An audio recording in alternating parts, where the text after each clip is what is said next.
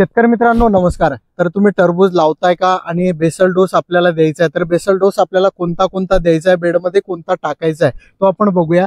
तर मित्रांनो basal dose वापरताना तुम्ही 9-24-24 ही बॅग वापरू शकता।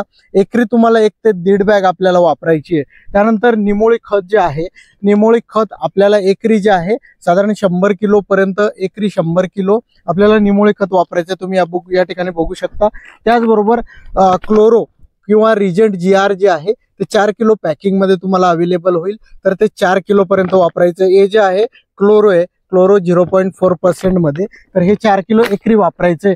त्यानंतर जेव्हा आपण मायक्रोन्यूट्रनचा विचार करतो मित्रांनो, त्यानंतर तुम्ही ग्रोटेकचं हे जे खत आहे भूग्रो, तर भूग्रोचा साधारण 100 किलो वापर करू शकता। हे 100 किलो घ्यायचं आणि जी किट आहे ही किट आहे, ही पूर्णपणे जी किट वापरायची मित्रांनो। या किट विषयी डिटेल तुम्हाला मी एका व्हिडिओमध्ये, पुढच्या व्हिडिओमध्ये टाकतो। या किट मध्ये काय काय अवेलेबल आहे, तर ही किट पण एकदा जी आहे ती बघून घ्या। ग्रो न्यूट्रंट किट आहे, जिच्यामध्ये सर्व न्यूट्रंट अवेलेबल आहेत।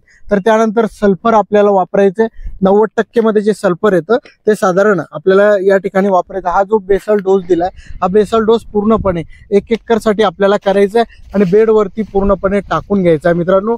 राहिलं ही किट, या किट मध्ये काय काय हे सविस्तर आपण पुढच्या व्हिडिओमध्ये तुम्हाला देऊ। धन्यवाद।